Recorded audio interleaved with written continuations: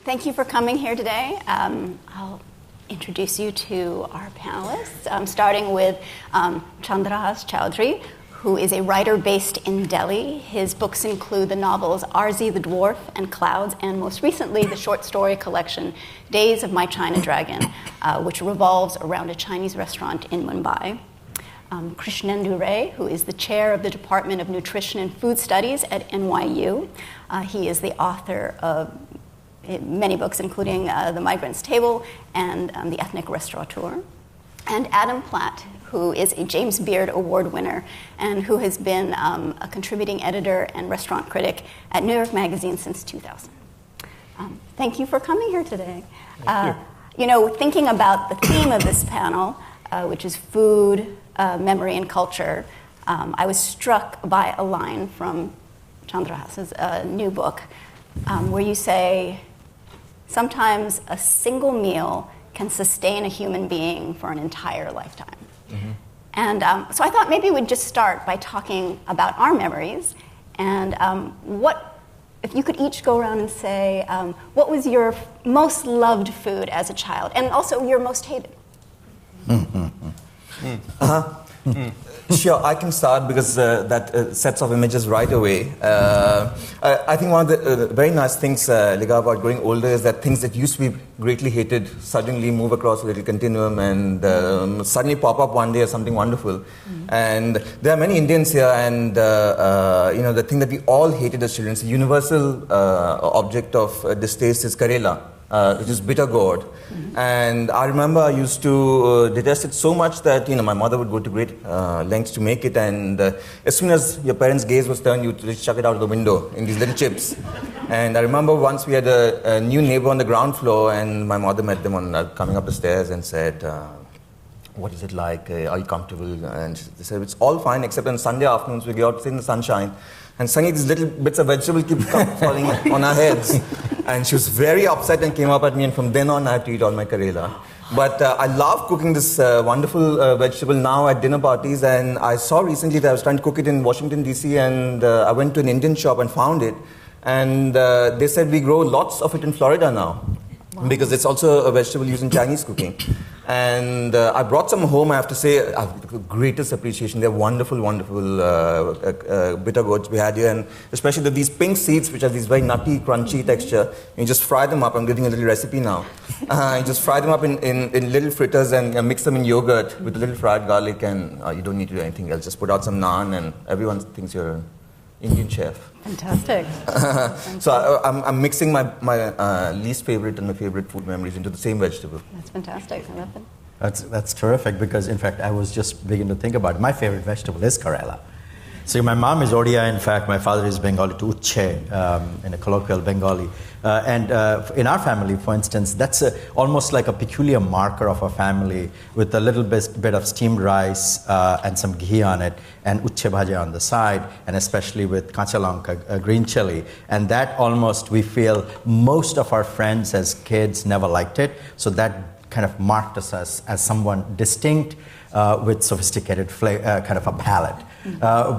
But I think it might be the fact that you guys are probably super tasters. Usually super tasters quite dislike bitter stuff and probably my palate is not as sophisticated as your palate. So I like the bitter stuff notes much more. So that's kind of my favorite.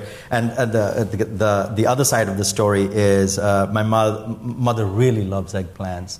And we are two boys and dads, so the men have never come to like eggplants, and that's kind of one of the things. The only thing I dislike is eggplants, and that's one of the vegetables my mom likes the most. And she has been cursed with a family who don't like eggplants. Super taster. I'm not sure about the super taster. Are we super tasters? I don't think so. I'm a restaurant critic, so I'm much like the guy. My favorite food. So growing up, I'll say, I grew up with a jumble of strange Proustian associations sort of rattling around in my head, because my father, who may be here, was a diplomat. I don't know if he's here anyway. And I grew up in... Oh, where is he? Right there? Yes. Rock on. Anyway, so we grew up, he's a one of the eminent China hands of his time. And so I grew up in Asia as a child, and so really my Proustian, the associations that I have of childhood are all appropriated from other cultures, because A, because that's where I was living, and B, because generally those foods are much more delicious than than my own culture. So American TV dinners. Anyway, probably a beautifully rendered pork and chive dumpling. Probably, Yep. because we had a wonderful. We lived in Taiwan. Was the first Asian country we lived, and we had a wonderful Taiwan in the '60s was flooded with wonderful.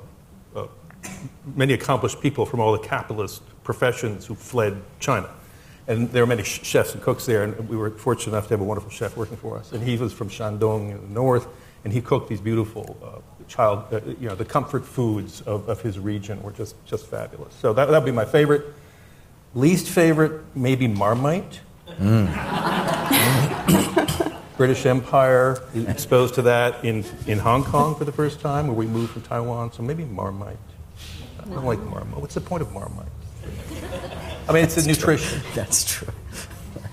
Well, I grew up in Hawaii, so all of my Proustian memories are around Spam, which I still think, if you use it like prosciutto, it's really more of a flavoring agent. And I didn't grow up in a household that necessarily treasured food, so we ate things like Kraft macaroni and cheese, and we would add frozen peas and little bits of Spam, and it was amazing. And I have to confess that what I hated, so my mother rarely cooked. She actually didn't know how to cook when she first came to the United States from the Philippines. And my father, who is an Englishman, he had to learn to cook. He made the Filipino dishes, but every now and then she would try. And the pork, it was, I don't know what she did to it, but it could not be chewed. It just could not. And so I also was trying to find ways. So I would hide it in corners of my mouth, and I would kind of come up with excuses to walk into the kitchen and spit it down the drain. And I was never caught. So I somehow survived. And now I love Filipino food, now that I have had a chance to see what it actually should taste like. So, so starting from here, there's a line that I really love from the Chinese philosopher Lin Yutang, where he says, "What is patriotism but the love of the food you ate as a child?"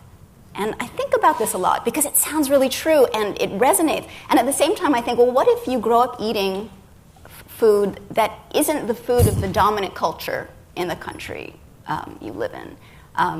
So I just was wondering if you guys have any thoughts on the subject. You go in the same order? Oh, you can. Let's just make it a free-for-all. Yes, Jump in. Stop me if I go on. Absolutely. There's kind of a visceral sense of belonging that I get. In fact, I moved to the study of food, in fact, because I came to the United States to, in fact, study development and underdevelopment. But I was struck by nostalgia of a loss, a kind of a palatal loss, and an attempt to recover it. In the process, probably the most important thing I learned was the fact that I had come as a 20-something-year-old male, South Asian male, and I had been fed 3 meals a day, and I had never thought about it. I didn't know how to cook, and that's, of course, a certain kind of a privilege of masculinity, class, etc. And in India, of course, a lot of the cooking and most of the cooking is still done by what I call the servant-wife complex of cookery. So kind of this visceral sense of wanting to belong and recover, and the connection with memories of home is one side of it. But I also think about what you're kind of gesturing towards is also a visceral sense of disgust of people who we think do not belong to the nation, to the national body.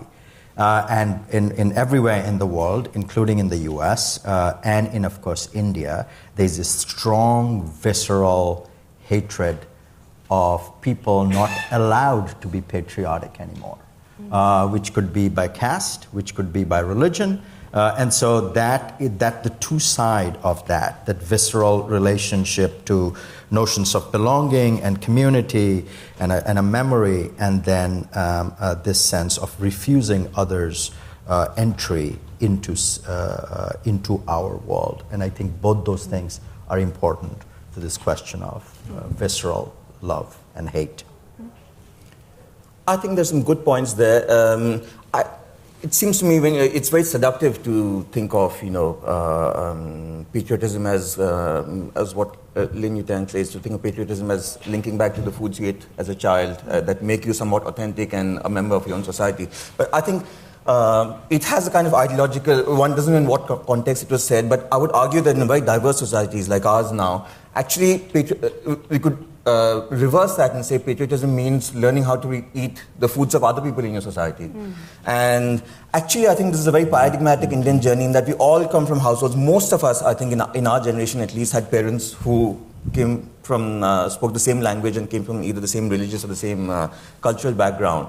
And in a way you grew up eating for the first 10 or 12 years of your life one sort of food at home, plus things that you go in with guests in and around your parents' house. And when you become an adult and you travel and you see the world, you go to university, you meet people from all over, you have a kind of second life as an Indian eater, where you choose your own foods. And once you get on this trail, you never end. And in that way, I think someone who's a great model for me, and both as a writer and as a thinker about food is, and you should all read him, is the Indian food historian Pushpesh Pant, who's on the list of dedications of my new book. And in a way, he's like my guru in thinking about food, not only at the philosophical level, but at a level of absolute detail. And sometimes he comes home for a little snack. I always take care to cook very carefully for him. And we can have a discussion just about the different kinds of chilies you have in India, moving up from Kashmir and all the way down to the south and up again to the east. And about the minute differences in what you can achieve in color, texture, and taste if you cook with all of these. And I think that, why don't you make a more ambitious version of theory of patriotism and food? And that is what we need for our time. I think I think the question of patriotism, there are degrees of it. I think if you're from a great food culture like India, whatever part of it, if you're from China, whatever part of it, if you're from Mexico, if you're from the Philippines, and it's certainly if you're displaced or moving, if you've immigrated to another culture, on the one hand, the food that you grew up with, which you came from, is a huge part of your identity. On the other hand, the place that you're attempting to live or assimilate into, that's a part of your identity too. So there's going to be, but as an American, you don't have a lot to hold on to, really. I mean, I just say this from experience. I mean, you can go to the Big Mac, you can go to McDonald's a couple times, but otherwise, you're on your own. And also as a New Yorker, New York food, New York is obviously a melting pot for all kinds of different foods, all kinds of different cultures. As a New Yorker, your identity is bound up in your food. And the food comes from everywhere. And so I'm really I'm sort of an American, but really I'm a New Yorker. And so I see the sort of, and also American food is really the story of immigration and assimilation. And it doesn't matter where you go. You go to North Carolina. If you go to North Carolina and you start on the coast, the barbecue will be the chaste, original barbecue that was learned from Indians or African Americans, and there's a touch of vinegar. And as you go north, it becomes slowly suffused with American-style sweet tomatoey ketchup. So there's a whole history there, and their histories all over this country. So anyway, but as a New Yorker, a bagel is as patriotic as a pizza slice, is as patriotic as you can go on and on. Yeah. So So it's interesting, like talking about this. So this encounter we have with other cultures that happens through food, and so our food, what we eat, is not just the food of our childhood, but all of these other foods that we encounter. So what happens in that encounter, and how is it both a way to enter into other cultures, but also can be a way to hold them at arm's length? It seems to work both ways. Well, I think one of the interesting things about being a writer of fiction is that not only do you process your own food memory and history, but you have to give voice to that of people around you. And I think one of the most educative times I ever had in thinking about food was 2 years in my life when I lived above a Chinese restaurant in Bombay.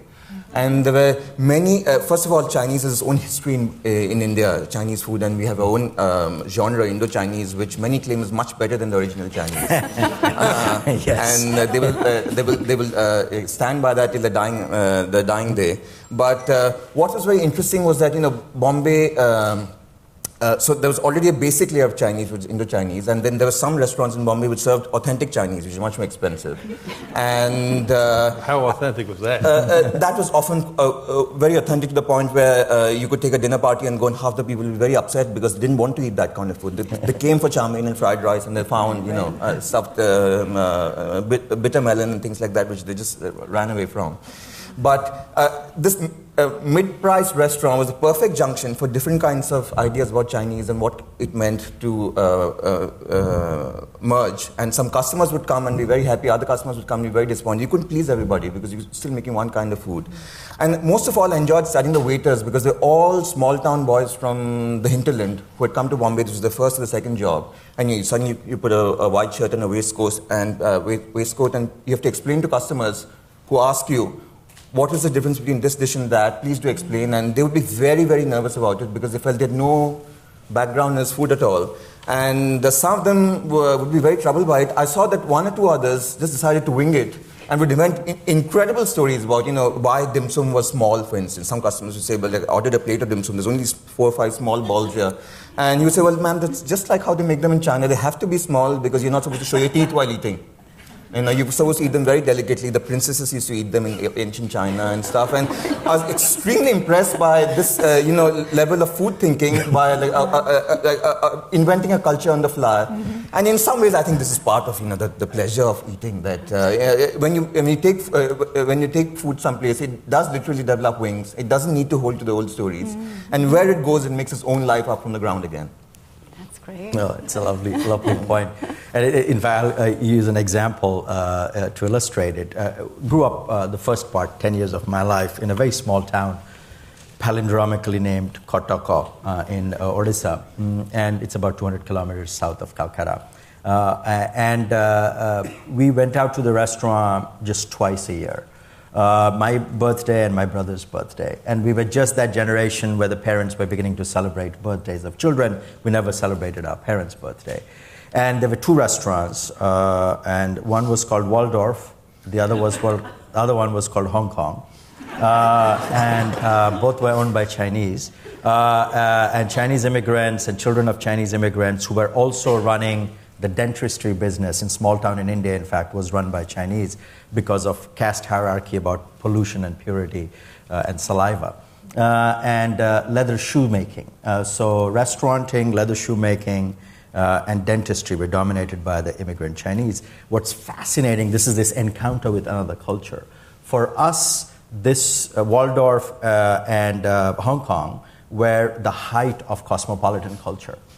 Because we came from a small, closed, kind of a domestic world, and eating in these Chinese places. And by the way, that's the first place I would recall using a fork. Okay? Otherwise, all of us would use our hands to eat. And in fact, until I came to the US, I don't think. By the way, these Chinese restaurants never had chopsticks. Yeah, I was going to say. Yes. So that's not really a Chinese. That's the idiom of what is cosmopolitan. Mm-hmm. So in some ways, it is partly what it is, and partly what you imagine the spaces to be. That's storytelling about it. Mm-hmm. For us, these were very important sites of engagement with real, what we imagined as cosmopolitan difference in the world. So in some ways, when David Chang's place, Momofuku, started with chopsticks, it was the next set of adjustment to what was entering in the canon of haute cuisine in the world. Before that had been fork and spoons, and for us and for me, this encounter, it's a very perverse encounter that I would use the fork in a Chinese restaurant in a small town in India and use the chopstick in David Chang's restaurant in New York. For the first time. And these are, in some ways, what I think is the importance of, there are a lot of theorization about roots, how important they are.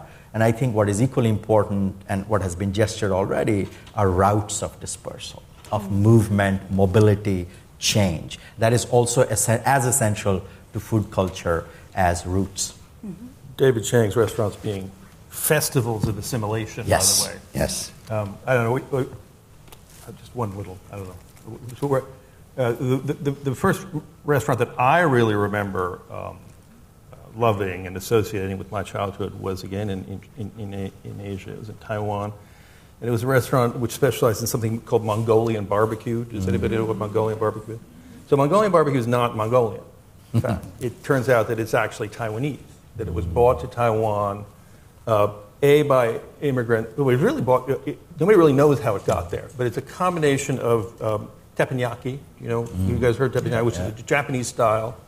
Taiwan was occupied by the Japanese for a number of years, and then with this sort of flavors of northern China mixed in. But it started in Taiwan.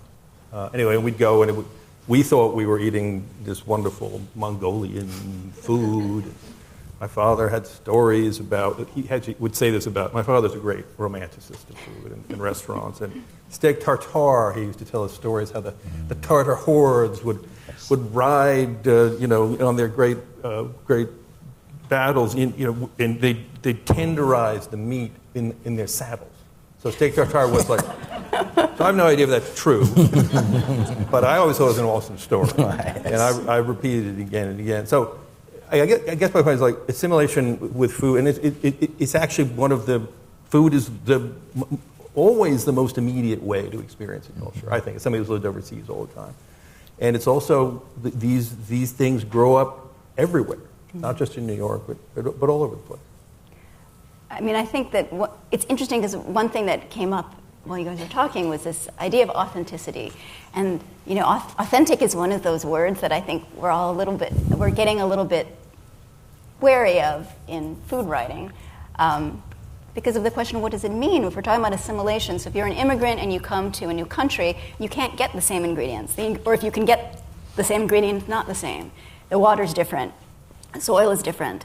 And so you have to adapt and change. And it's interesting that there is some kind of, I feel like we went through this period of sort of authenticity policing where, people go to a Chinese restaurant and they say, well, it's not authentic for this, and this reason. Well, of course, there's so many ideas in there, which is that there's only one kind of Chinese restaurant, there's only one kind of Chinese cuisine, and since it doesn't match whatever your experience and if you were a visitor to China, it seems like, by the way, the people doing this aren't necessarily people from the culture that's being represented by the restaurant, but people who have done a lot of travel and done a lot of eating will say, well, it can't be authentic.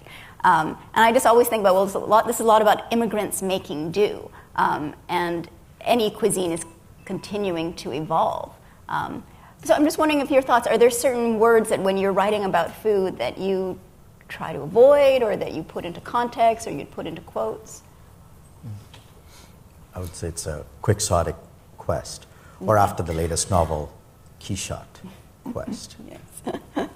to try to... For both sides of it, to get to it's a fairly, the whole authenticity, that whole issue is fairly recent. Right. And it's still very much going on. And obviously in the food writing circles that you and I occupy, identity is a huge deal now. And authenticity is still a huge deal. And I'm the last person to be able to comment on any of that stuff because I'm a critic in New York and I write about food from all over the world. I'm not a member of these cultures. So, again, I'm not the one. I'm not the person to talk about it. But it is a big deal. I myself, as a New York writer, there are other words that I don't like. Crazy adjectives. Such as? Oh yeah, tell. Right. Thrilling.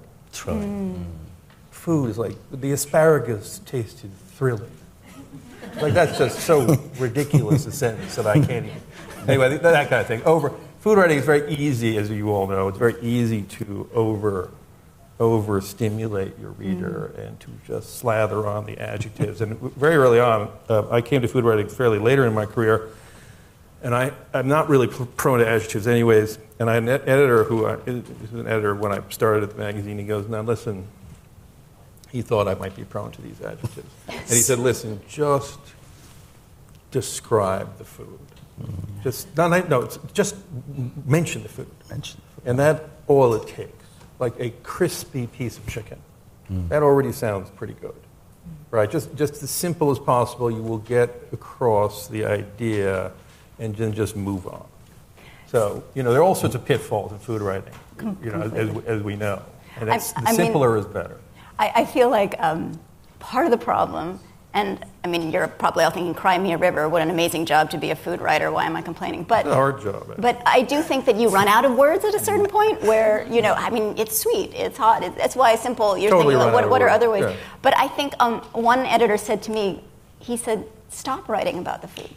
Oh, that's a good idea. And once you wrote about everything that was around the food, which were the stories of the people making it or the history of the food, suddenly it was so much easier because the dish all by itself, there's only so many ways you can say something's delicious. I should try that. I think there is a place for authenticity in food writing and food thinking. Of course, the question then is whether what the word authentic is pointing towards is something real or imagined. And perhaps so it should always be a contested word. But there are places where there are real experiences of authenticity. For instance, I was thinking when you guys were talking, there is a temple in Orissa where I just realized Krishnendu also grew up there, so did I. In one of the oldest temples in India, the Jagannath Temple of Puri, which actually, a lot of Indian temples always serve food as prasad, or holy food. So you can have some of the greatest experience of eating vegetarian food in India by going to temples. And especially in the East, this is some of this absolutely rhapsodic cooking. And I first went there when I was 8 years old, and you have very particular taste as a child then. And all the food is made on wood fires in these clay pots, and then brought out in this giant yard where you can buy whatever you like. There's often 50 or 55 kinds of dishes on sale. And I ate some, it was very tasty, but at some point it occurred even to my 8-year-old mind to say, but where are the potatoes? And there's no potato in anything here. And my parents said, actually, in the cooking of this temple, you have no new vegetables. And I said, what does that mean? And they said, well, all the cooking self-consciously stopped adding new ingredients from the 14th century onwards. So what you do get is only the vegetables that are like in a kind of fossil in time. You eat the old vegetables of India, and you have no potatoes, no chilies, no tomatoes, no cauliflower. All the new vegetables in the last 400 years don't feature in the cooking of this temple, and yet it's entirely rhapsodic, and you don't have sugar, and you flavor with dates, you sweeten with dates. And in that way, I think, to keep that going is to me a way of getting, the further out we go into the future, you can still walk straight back into the past because somebody keeps a wall. Walls can be important and interesting as well. It has drawn a wall on that tradition. And whatever you think, and everything else around it becomes inauthentic. The jewelry, the fake trinkets, even the gods, perhaps, we cease to believe in them. But you go to the temple to eat, some of us do. But just that one layer, I think, is what keeps this entire world nourished and alive. It's so interesting because at this moment when there is all of this assimilation in food, we're also more and more interested in these micro-regional cuisines and these old traditions. So there are all sorts of places that were colonized that are now trying to revive, the cuisine that existed before contact with Western civilization. Foods that have died out and food ways that are being brought back. So it's just, can we hold these two ideas at once, that we want to have the uniqueness of these traditions, and at the same time we want everything to cross-pollinate and create something new? I think the answer is yes. Yeah. I mean, obviously, you're all in the food world. The interest in food, when I started writing about food, it was really a small little community of eccentrics who sort of kept to themselves and tasted their, in New York certainly, what was then referred to as the haute cuisine, which meant continental French cuisine. And that was the world. And since just in the time that I've been in this job, which is actually too long now, but it's 2 decades, that little world is it's like a hand grenade has been rolled into this flamingo coop, and the whole thing's blown off. So you have the interest in food has never been greater. Food is now discussed in terms of culture, in terms of economics, in terms of the future, in terms of really anything, in terms of politics, in terms of anything you can sort of put your hand on, certainly by the younger generation of eaters and readers. It's a hugely important thing, and it's also obviously now something that people used to talk about their identity about, which is obviously very serious to people. But I think the interest is such that you can do everything. And also food, as it grows and mutates in all these cultures, continues to get better and open to more people, and I would argue more delicious. I mean, the food in China, we lived in China during the Cultural Revolution. There was very little good food in China during the Cultural Revolution. And now, Hong Kong and China, there's just festivals of wonderful cooking of all kinds, often from all over the world. So I would say you can do, it's become this great rainbow of, it's really a rainbow world, which has become much more interesting to write about, and it's much more interesting to, as an eater, to enjoy. So with all of these things coming up about appropriation, that was a word you used early on, more facetiously, so is this something that we need to be worried about? How do you worry about it? Well, if you're living in New York, how do you worry about it? Well, I think so. The difference between So it's interesting because cultural appropriation originally started out by meaning what happens when a minority group starts playing around with the dominant culture and sort of making it its own. The term, in Britain, was looking at how South Asians were making a culture of their own using British traditions. But now it's kind of shifted and it's become this question of what happens when people of the dominant culture take a minority culture and make it their own. And I guess what interests me is that I feel like what's really at issue is not whether you can cook food from other cultures, because of course you can. So what's at stake are these issues of power, which is minority groups don't have as good access to real estate and investment and press. And so a chef from the dominant culture who's cooking that food can have access to a larger audience, can make more money off of it. So one thing I'm curious about is that I feel like when I talk to people of South Asian descent in the United States, there's some anger at Starbucks and chai.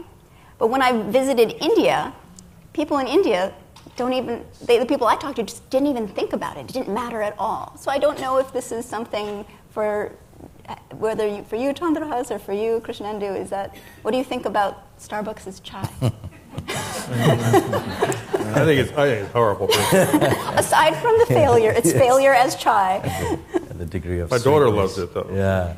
So yesterday I was at a conversation with someone at Washington Post, and it emerged that this distinction, I think, is, especially for the second generation, the children of immigrants in the U.S., there's a sense of resentment, that they've been mocked for their food, that it smells, it looks like shit, it smells. And so there's a kind of a very strong sense, now you cannot take this away from me and say it's great and how great it is and how it'll solve all your psychic and psychological and social problems, right? And so that's kind of, I see that. But because I've come from India, that I came at an older age, my psychic structure has not been structured by that humiliation. Okay, and so in a sense, it's my attitude towards Starbucks chai is it's quite bad. I don't drink it. I have no problem with it. So I think there's something about that experience, childhood experience of humiliation that is shaping this contention around appropriation currently in the U.S. I think it's also coming from, like you say, from another generation. Yes, different than mine, different, and and you could see why. Right. This chai word reminds me of a little story. Sometimes I think the place dissolves some of these boundaries and disputes is precisely over by making chai for somebody and seeing how they react. And in the Chinese restaurant, all the waiters love drinking their own, like brewing tea the way they do in India with milk and sugar. And I once had a friend from San Francisco come over, and I said, "You have to come and eat in this place. Not that it's going to delight you, but the warmth of the place will be wonderful." She said, "Actually, I don't feel like eating Chinese." So I said, "Well, come have a cup of tea. The special orders. I'm a friend of the place." And there was this Nepalese boy who is with the washer boy whose job was to make tea for everybody. Whenever the waiter said, everybody bullied him and said, "Like, make tea for me now." And so, but he became kind of proud of it to make chai. And then she said, I want to meet the person who's going to make tea for me. And he came out, and she said to him in an American accent, can you please make me a cup of Indian chai? He said, I don't know how to make Indian chai. I just want chai. So, and then when it was much the same thing, he couldn't understand why you would add an extra word. It's so self-evident. And then he went back and made it just the way he did, and he came out and he served it up, and she had a sip and said, this is the best Indian chai I've ever drunk. And he was so pleased now that, and he was like, she was a very striking girl, and he was this 15-year-old boy, just attaining man with the first glimmers of hair on his chin. He was so pleased and embarrassed at the same instant, he just turned around, went running back, and was not seen for the rest of the afternoon. Fantastic, I love it. A successful Indian chai story. I love it.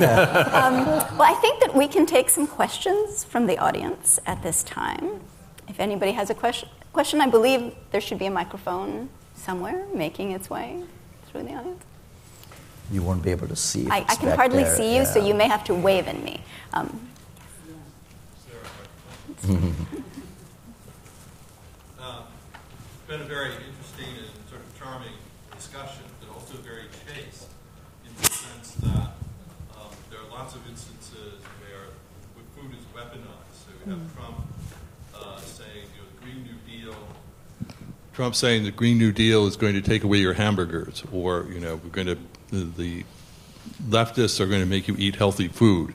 Or in India, you have obviously all the issues with beef. Can you talk about those sort of negative political aspects? They're not good. I think, I mean, I may be wrong. Are they recent or not? I mean, you historians would, I mean, Trump is a unique character. And there was a hysteria about Italian food in the U.S. too. We considered it garlicky and smelly and make people drink alcohol. So it got associated with prohibitionism. This comes back in American history about every 50 years. What else? What else? It's interesting, actually. Yeah, so Italian food was Italian was food spurned. And exactly. And you should read the New York Times writing about German food. You wouldn't think that's so different. But which was the Germans were at one point the dominant. Absolutely.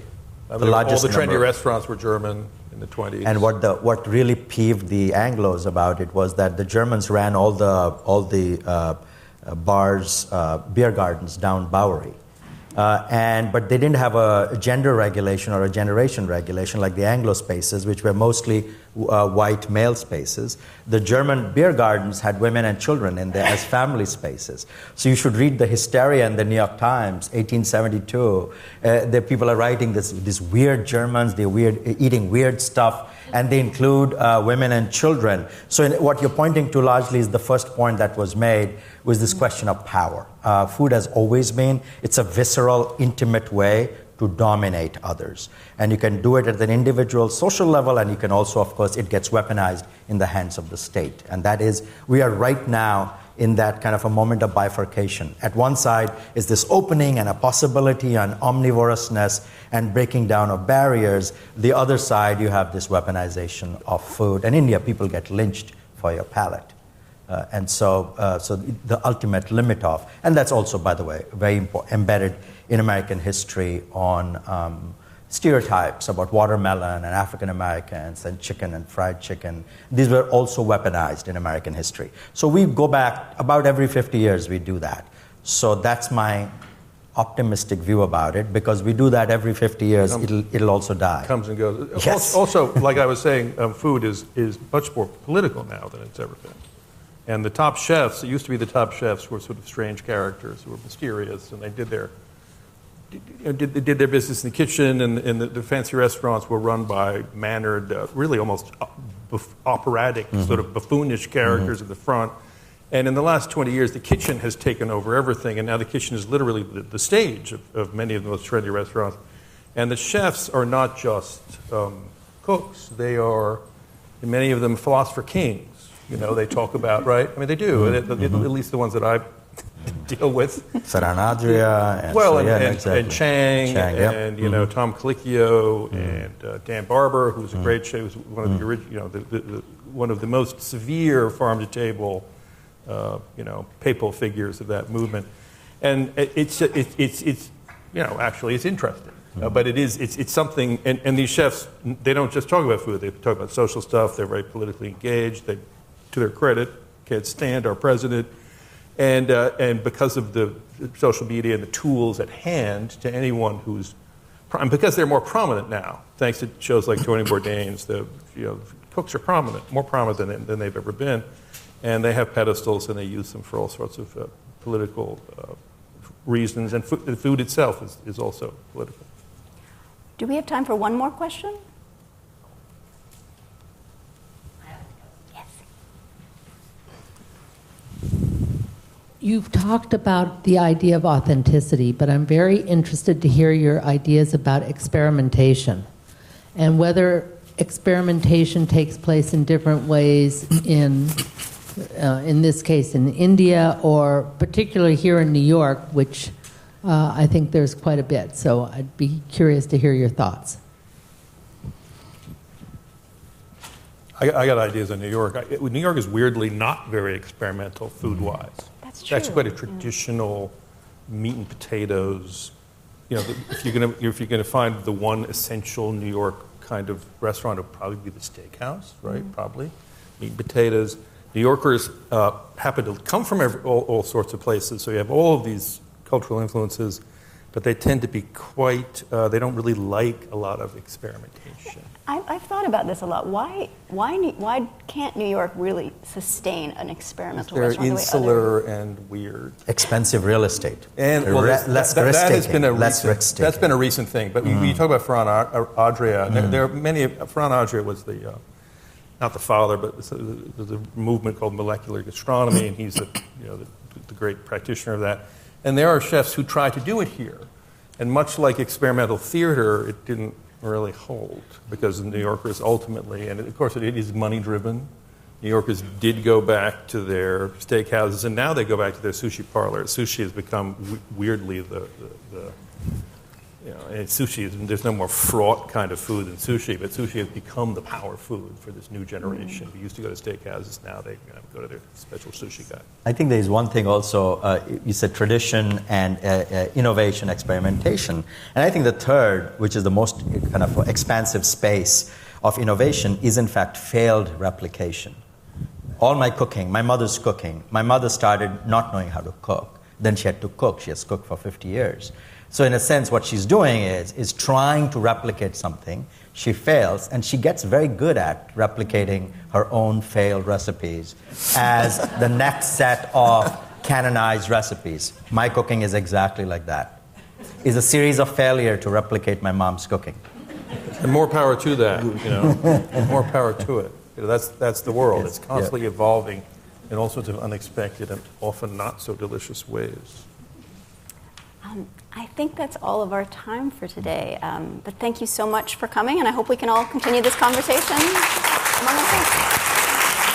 That was fantastic.